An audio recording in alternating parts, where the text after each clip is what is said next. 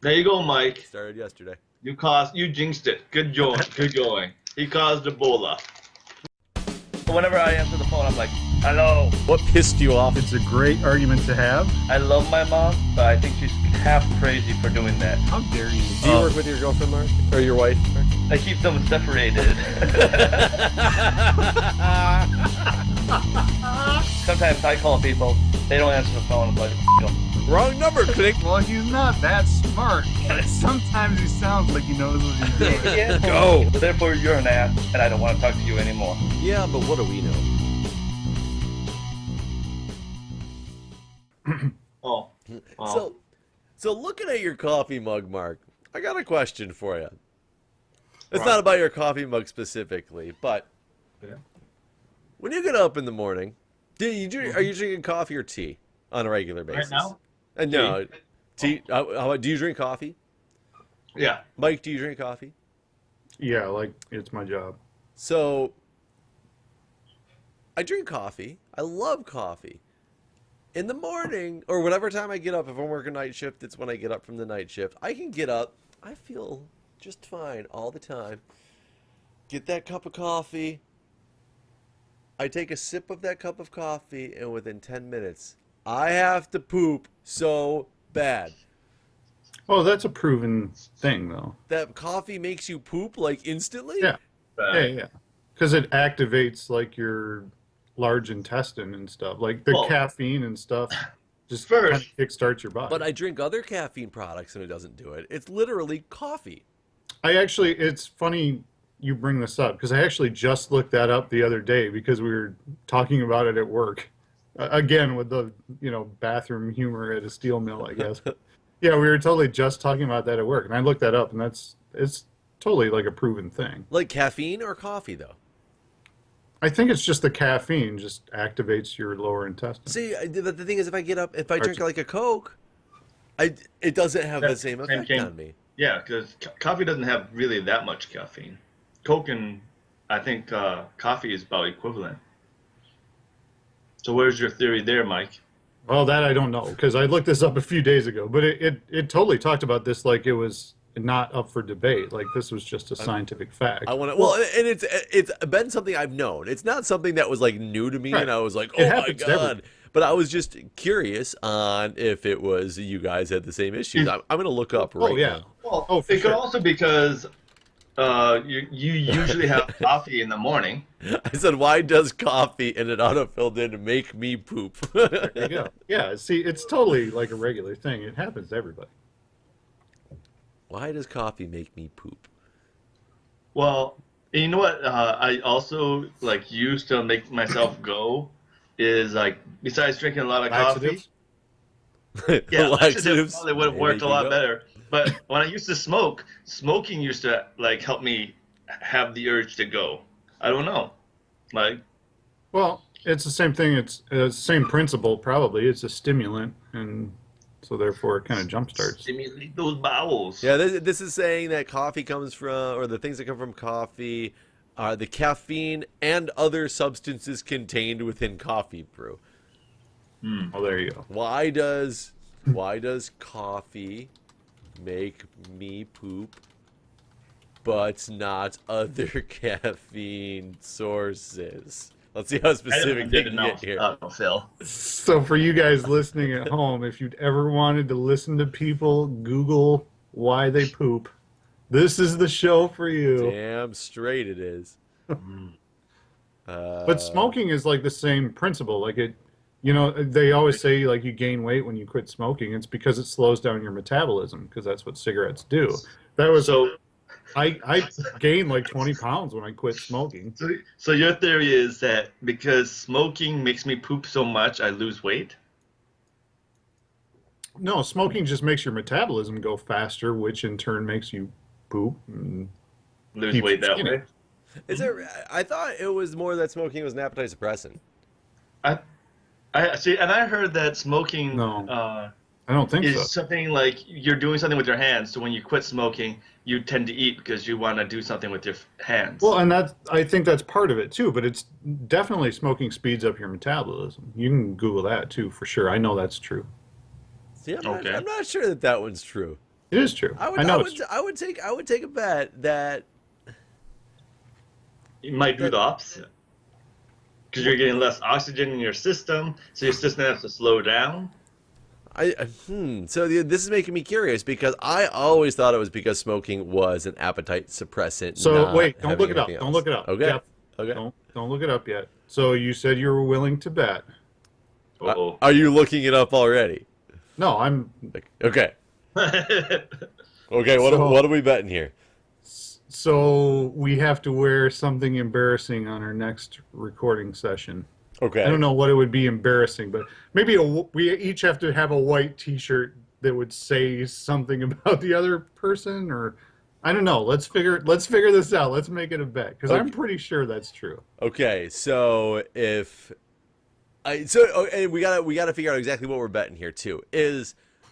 Are we betting that if it is the reason that people lose weight or gain weight when they stop smoking is because of the metabolism, or are we going to say that if smoking increases metabolism at all, even if they say that that's not the reason that people actually... I was going to say, like, I think part of when you quit smoking that you gain weight, part of it is what Mark said, is that it's like the hand kind of, you're used to doing something with your hands, so you eat more. But I'm saying, and this is what I thought you took exception to, was that it smoking also speeds up your metabolism. Okay, I can go with that because I'll make that bet. I'm not sure. So Jeff is betting that smoking does Jeff says not it does increase not. your metabolism. Correct. And I'm saying And that Mike it does. is- I very well could lose this bet because there's probably some random obscure study somewhere that says smoking right. slightly increases And- metabolism during the act of smoking itself. Well, it would or have to something be like from that. a good source. I was We're gonna not going to say, pick any web page. We'll all like have to agree that, you know, the answer is what it is. And then Mark and whoever the quote unquote winner is will decide what the other person has to wear on a white T-shirt for a recording. How's that sound? So it's something basically for the other person. Like Yeah, it could be for the other Oh, wait, person or wait. whatever. So, We can figure that I'm not in this bet, right? Right. I'm not- unless you want to be. No, I don't want to. I think I know the condition. Go on.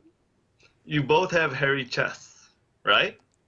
I think we'd lose viewers if we did the show topless. Like, Okay. Well, I kind of have like a patch, but it's not, like I'm not so Mark, the problem with that is I've already shown my chest on my YouTube channel. I have no shame in that. Yeah. I showed No, my like, chest when I had No. the No, pads. that's not the condition. That's not the condition. The condition would be the loser has to shave their chest. I don't think I can do that. I would do it. But like we can figure this out. Like we can make it a little less harsh. yeah, we Maybe can just figure this rip out off off one. air. Just So you must I don't not have have any seen chest the hair, you so- must not have seen the video that I'm talking about, Mark. But no. Well, and I don't think there's going to be a scenario where we come up with a punishment that embarrasses Jeff or I. I mean, we've known each other way too long. We don't Right. get embarrassed very easily. So Well, I guess we could leave it to the YouTubers. They could write down their comments what they think would be an appropriate punishment. Of course, I guess the something loser we would could have do to on afterward. air. yeah, that wasn't actually, illegal. we can do that. Yeah, put it in the comments below what you think the punishment should be, because at this time we don't know who's won or lost. We will momentarily, but put in the comments below what you think the punishment should be, and we will go through the comments that we get and find one, and I'll decide on one that we would One or multiple. It could be multiple. If we like a couple, we'll do a couple. Yeah, Like, I feel like Mark and whoever the winner is will just decide on their fate. yeah. So figure out and make sure it's something feasible. Don't be like, well, go to like ancient Africa and pick up the this relic and Right, and we're not going to do anything illegal either, for sure. So Yes. okay, let's look Just this keep up. it something we can do on the podcast. That's all. Let's look this up. All right. We can both look up different sources at the same time. Does smoking Well, increase metabolism? The funny thing is, before I even hit the enter key, I will tell you the auto fill-ins that came up for this.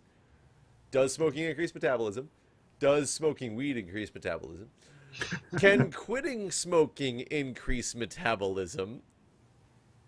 And does smoking hookah increase your metabolism? So there's a lot of does this increase your metabolism as well as does quitting it increase your metabolism. So it's not as cut and dry as the whole coffee poop one.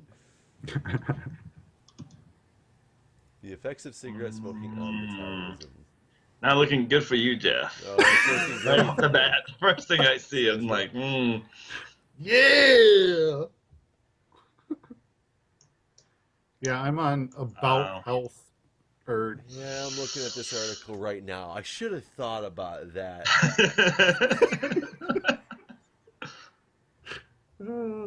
I'm trying to look for overall. Yeah, at this point, I'm trying to find like nail in the coffin. Well, here's WebMD. How much do you trust WebMD? It depends on the day. Well, see, I was trying to help you out, Jeff, looking for if it increases your rate like long term, but all I'm seeing is that, like, you know, if you smoke more and more cigarettes, the faster it goes. It's like it's basically trying to and this is a website trying to tell you to quit smoking, but then it's like, yeah, it increases your body, your metabolism, your heart pumps a lot faster, which is actually really bad for your heart, having it work hard all the time. Damn it. Which is what leads to heart disease. Yeah, I quit searching websites at this point. It's kind of like like in a rap battle when you just so decidedly won that you just take the microphone and drop it and walk away. That's what I'm doing right now. We're going to give the YouTubers a chance to save Jeff. I don't think there's a chance. And you can find some really, really good evidence. Send us a link, but either that or think of some horrible things to Jeff. I was going to say, more likely, think about punishments for Jeff, because that's what's about to happen. So, oh man, so the annoying part is the whole thing that I was basing this on, and not even thinking about the fact that smoking obviously increases your heart rate, which in turn will increase metabolism just in general. I should have thought about that. But if you look up, does smoking reduce your appetite? The answer is also yes, which is what I was basing all of this on. And damn it. Nice. I love what happened. Okay. Punishment. Bring it on, people. Let's make it fun. Do it, YouTubers. And this is so great. You know what the best part about this all happening is that we were not even scheduled to record today. For those of you at home, this was a spur of the moment. I blame this on spur of the moment. This is after a night shift for me. I'm tired and not thinking straight. That's what I blame this on. I had no idea this day was going to go so well when I woke up this morning. Well, that reminds me of the time that we were in Chicago, Jeff, and it was Paul and you and I think Matt was there, and I was so certain about like a movie quote. It was like, if you, or it was something to do with that movie. You're okay. Yeah, and I was certain, 100% certain that I knew the correct answer, and I took the bet with Paul, or was it you, Jeff? I took the bet with one of you, and as soon as I was shaking that person's hand, I was like, no. It's like when you turn in a test and you can't think of the answer. And you think of it right when it's done. I find it funnier when, like, because a lot of people, like, you get to know movie quotes and, you know, just quotes in general that you say on a regular basis over and over and over again.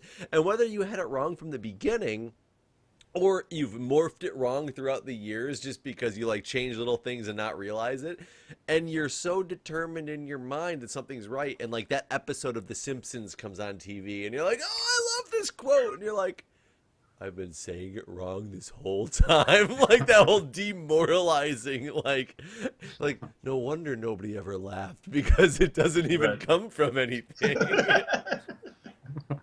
It's just something. It's funny when Homer Simpson says it. When I say something similar but wrong, it's stupid. So YouTubers, bring it on. Tell us what Jeff has to do for a punishment. You do have to remember, I am in charge of the video editing. So who actually just lost?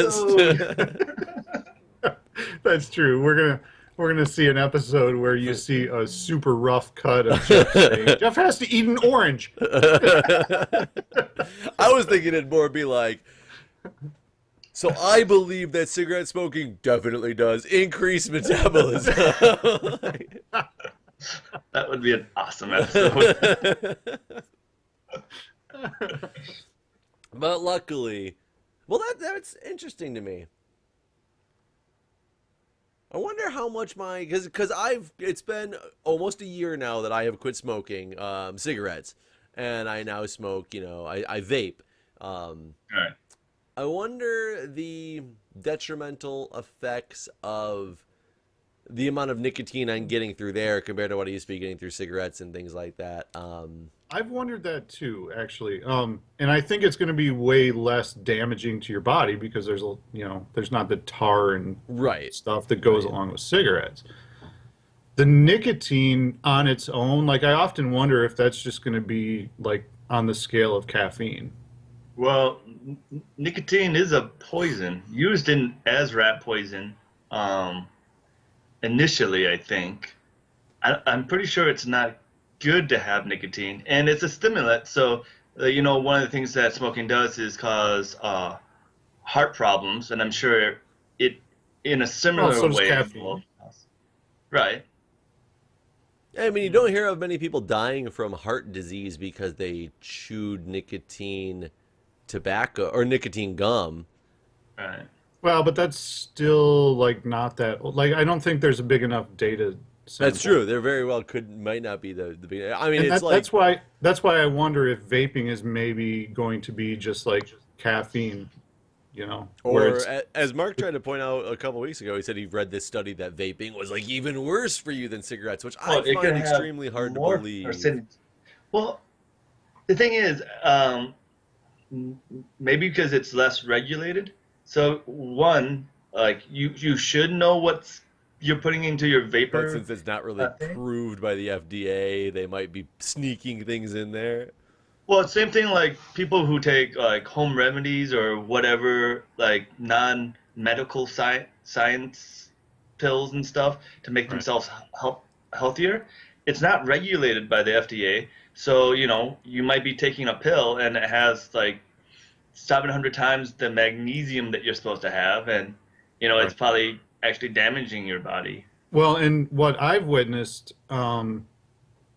with people who try to substitute vaping for actual smoking, and again, maybe this will prove out to be nothing, but I've definitely noticed this as a trend, whereas like stepping outside to smoke a cigarette and coming back in and being inside for a couple hours or an hour before you go out and have another one. People who are vaping, you can do that indoors a lot of places. You're just doing it constantly. I do it way more than I ever smoked. So as opposed to someone who even smokes like a pack or a pack and a half or even 2 packs a day, where they're only having a cigarette once every hour, something like that.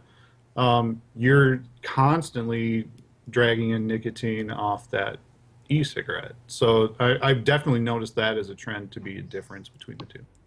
I am way down in the nicotine level, though. I'm at the lowest nicotine amount that you can buy, and I've got some of the zero around as well that I use sometimes. Is it like drinking decaf coffee now then? It's like you're sort of in the habit, but it's not really giving you any... it doesn't. I don't think I've ever been buzzed off of actually vaping. That's interesting, because I used to get buzzed off of that first cigarette in the morning. I've never buzzed at all off of the vaping. Maybe there's no nicotine in it at all. Or maybe that's a different chemical that causes that. Maybe it's because my metabolism actually didn't increase because of smoking. For some odd reason, I'm linking that back in and trying to damn metabolism. How have I never heard? I've heard so much stuff about smoking and why it's bad, or the gaining weight aspect of it, and usually it's appetite suppressants. What I've always heard, and I've never heard anybody say no, it increases your metabolism. That's why you lose weight. So Obviously it does. Like there's so many other parts of smoking that I shouldn't have known. It obviously increases your metabolism. Why couldn't I think outside of the box right there and just get there? But no. Well, it seems weird because like one of the things that like I just said, smoking increases your heart rate, which is really bad and causes like cardiac arrest and stuff, damages your heart. Isn't like exercising really intensely do similar things? Like it puts a lot of stress on your heart as well. So shouldn't like jogging be bad for your heart? I know it's not. That's an interesting concept. I think if you so jog, what you're saying is smoking is just an easy form of exercise. I'm just saying exercise is just as bad as smoking, so you should avoid it. But if you jog, like you're only jogging for so long and then your heart goes back to rest. Or if you're smoking, like that nicotine and those chemicals and stuff are making your heartbeat go crazy all day long. Only if you're smoking all day long. What? I mean, when I smoked all day long, for sure. You can make it more like P90X, and I just smoke like a pack of cigarettes in 90 minutes. In 45 minutes. And then I have my exercise for the day. I see nothing wrong with this scenario. I see, and think of all the joints that you're saving. It's really better for your body. True. A lot of joggers do have problems. Joggers and runners have problems with knees in the future. You know, I do find that really funny about avid runners. Even when they start getting bad knees, at young ages, because they've been like destroying those joints because they've been such avid runners, they continue to just find ways to like, I'll just brace it for a while so I can still go running. And it's like, haven't you realized you're either taking it too far, should slow it down a little bit? Like, I find that so funny that it's so good for you in one aspect and so bad for you in another, and they just don't care. They're like, I think I've talked about this on other shows, but I feel like anything could be addictive. I mean, it's your body gets used to something, and you can. I just feel like you can overdo anything. You know, anything in moderation is okay, but I feel like you can get carried away with, no matter what it is you're doing. My wife's aunt, and I love you, Karen, just in case, but she is like she runs marathons and stuff like all the time, and runs like I don't even know how many miles per day she runs. Like it's crazy how much she runs to train for these things, and like it just, you know, her legs are always sore, and her feet are always like her toenails are constantly falling off, and like she's just, you know, her feet are just beat up from doing this, but it's like what she loves to do. And so yeah, I obviously you guys see me, I'm not a marathon runner by any stretch of the imagination, so maybe it's just that I can't relate to that addiction to jogging, but yeah, I don't get it. Me neither. Me neither. So you're not telling people to exercise when you're actually you're I don't know if nurses actually give advice to patients. We do. We have a lot of advice to patients. So you're like, quit smoking, start vaping, don't exercise. Yep. That kind of advice you give. Yep, that's the exact advice I give. No, and the thing is, what does upset me about some people, because it doesn't help anybody. If somebody comes to the hospital because, you know, they're having like heart problems or whatever, they think they're having a heart attack, and they sit there and you ask them, do you smoke? And they're like, yeah. How much you smoke? Oh, 1 to 2 packs a day. And you'll have some nurses who are just like instant attitude change on the face and be like, well, why do you think this is happening to you? That's not what people want to hear, and that's not going to help somebody change their habit either. And I feel that I actually I connect with some patients a little bit better, because I'll tell them, you know, I'll be like, and granted, I've been a nurse for 5 years now. I've only tried to quit smoking for 1, so that means I was a nurse for many years while being a smoker. And I've seen some of the smoking nurses actually say the same thing to patients, which I'm just like, you're just now being hypocritical. And they're like, I can't let patients know that I smoke because they'll think it's okay. I'm just like, look, you know, I'm a smoker too, or I was a smoker before, and now I try vaping, which maybe it's not any better, but I feel like I'm trying to make better things. Like it's hard to do, but I know the detrimental effects of it. And I think people can hear that and understand it better, but it really freaking annoys me when I hear people just get instantly judgmental. Well, if you're smoking, what the hell do you think's gonna happen? Well, yeah, okay, that's not helping them change at all. In the medical field, don't they have to take the hypocrite oath? Oh wait, the hypocrite oath, the Hippocratic oath, something, one of those two, right? Well, as you guys know, I can attest. Like, smoking is a horrible addiction to try to break. Like, it's so hard. It's not an easy thing for sure. And for a nurse to kind of talk down to somebody just because they smoke, like, for me, I didn't have an awesome childhood, and like smoking was just kind of something I stumbled upon because that's what the bad kids did. It wasn't like I made a conscious decision as a grown adult, hey, I should start smoking. No, it was just, I was 15 and, my misfit friends all smoked. So, that was something I started doing. So for, like a nurse to come down not knowing the circumstances of why you smoke in the first place, that led to. Actually, I was, probably much younger than that when I started smoking. But it led to, I don't know, what, a 15-year smoking addiction for me. For a nurse to tell me, hey, what are you doing, you idiot? You shouldn't smoke. Like, they have no idea why I started smoking in the first place or why I haven't quit. Like, in my world, that was okay. That's what my friends did and stuff. So I didn't know it was bad until I was an adult where, I was already hooked and it was a horrible experience to try to quit.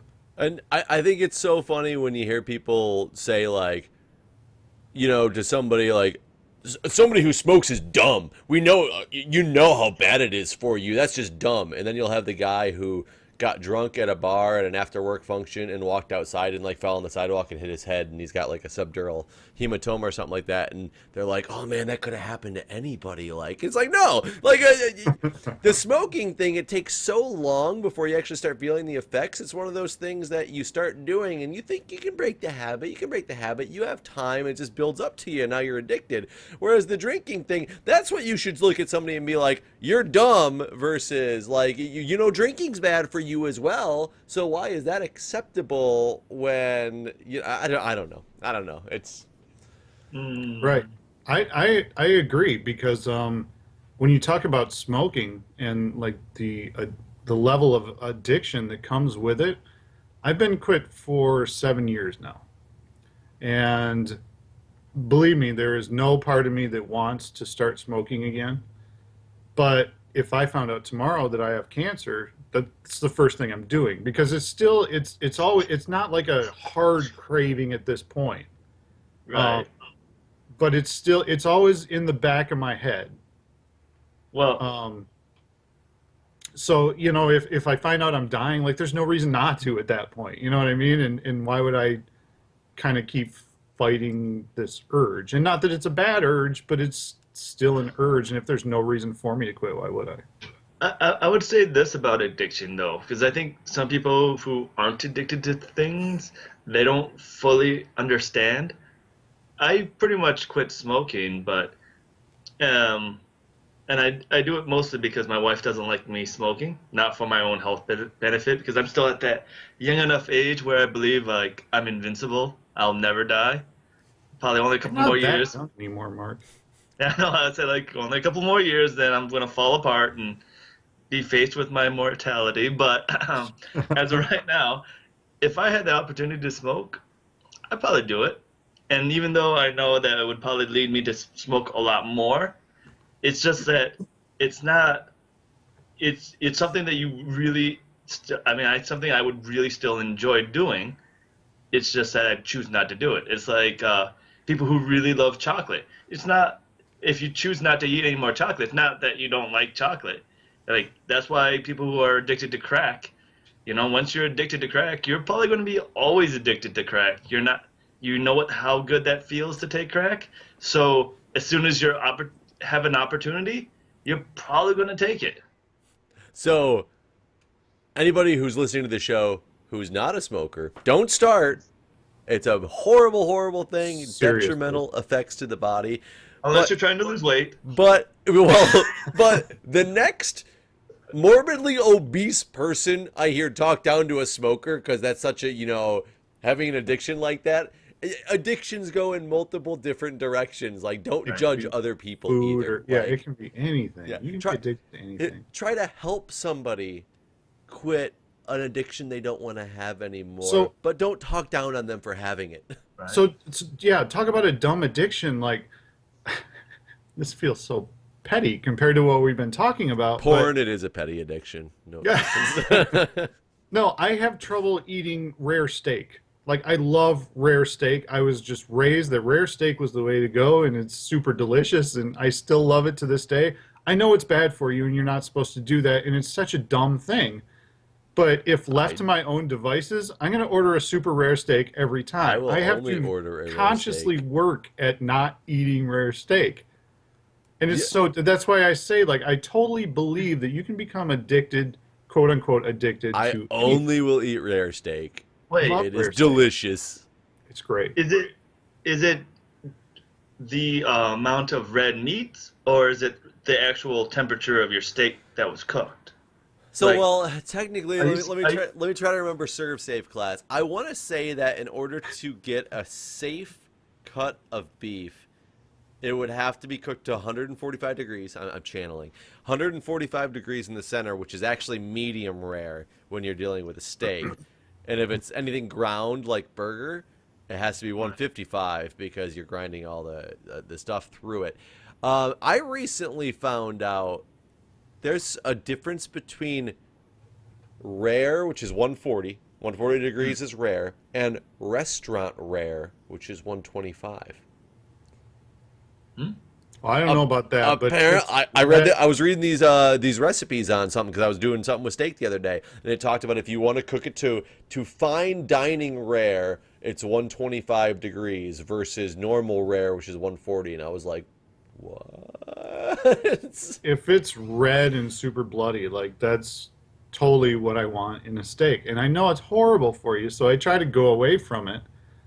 But I still find myself, well, especially, and we touched on this earlier, but, if I've had a few beers or something like that and I wind up in a steakhouse, like, I'm totally ordering rare. I know it's bad. I often do have too many beers and wind up in a steakhouse. It leads to bad decision making. You get drunk, can't make good decisions. Well, yeah, right. Like the super responsible sober Mike would order medium rare or medium. A salad, right? No. Oh, no. The responsible Mike never orders a salad, for sure. I would order a nice, healthy plate of exercise.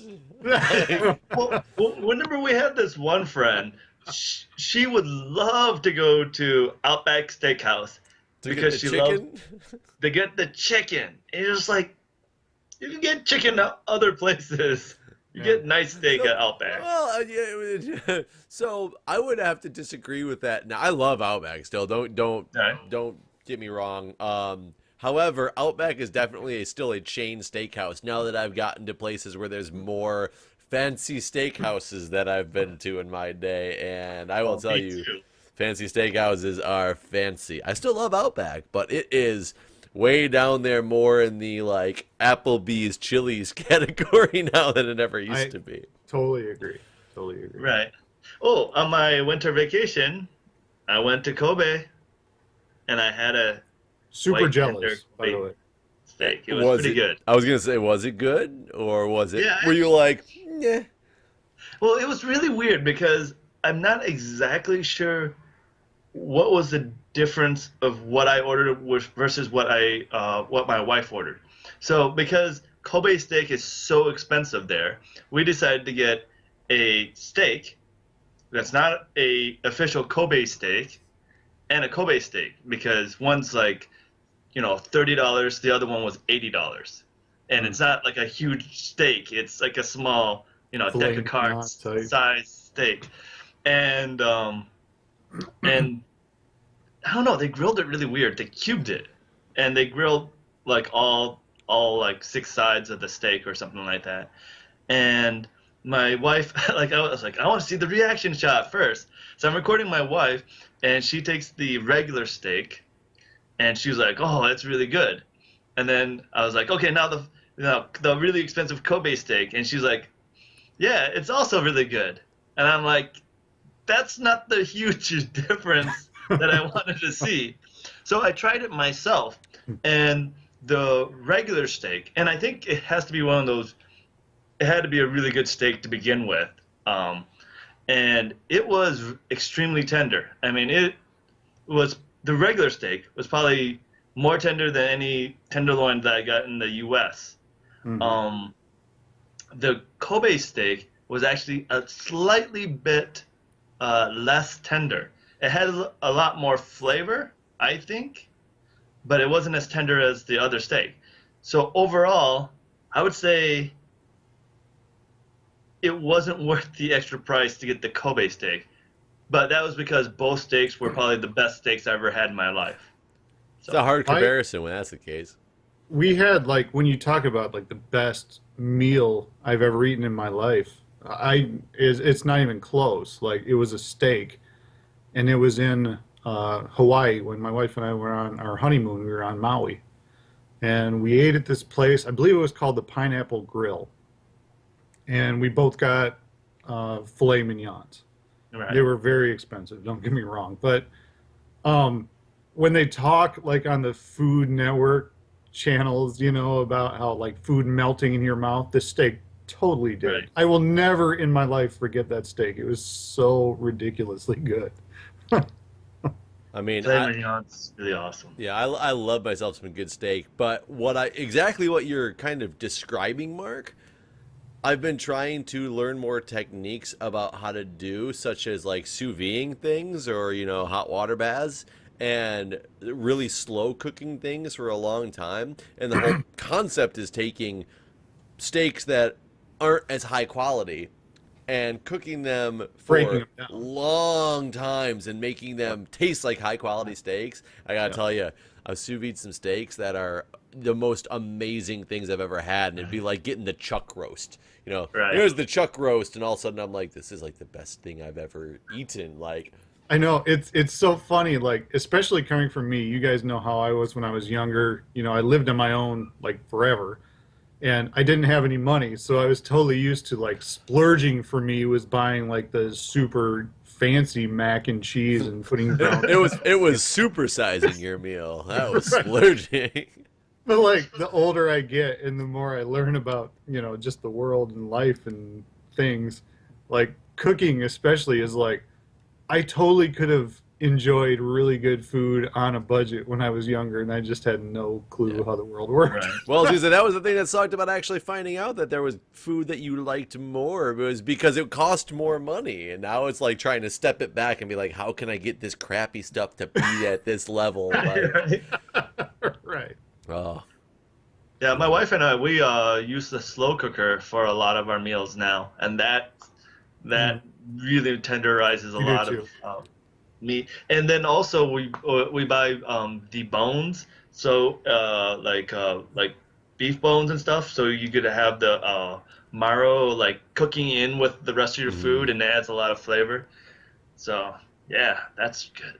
oh, I love food, and I'm addicted to cooking shows, but only the competition ones. Not actually watching somebody just cook something, but there has to be competition involved. Right. Like there was at the beginning of this show. Competition. That would be super fun if we had a cooking episode somehow on this show. I mean, Well, it would be cook at the entertaining same except time. for the tasting part. Like by the time the Mark wine is the best. got the package of what I cooked for him. Well, we might have to think about that. Like we could each have a guest on the show to critique our cooking. That's a good pair. Work in progress. Yes. It would be really Internet funny. Get smell-o-vision as well as taste-o-vision or whatever, so we can taste each other's stuff. Whoever the guest was on my episode would probably be puking in the corners. And I would just so print, good. I would just print mine, and I would be like, look at my apple pie.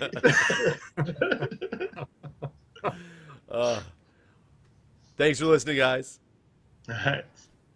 See you Good next night. week. or bye or whatever. Remember, everybody, our YouTube channel is youtube.com/WDWK podcast. Our website is WDWKpodcast.com. Follow us on Twitter, WDWK podcast, or check us out on Facebook, facebook.com/WDWK podcast.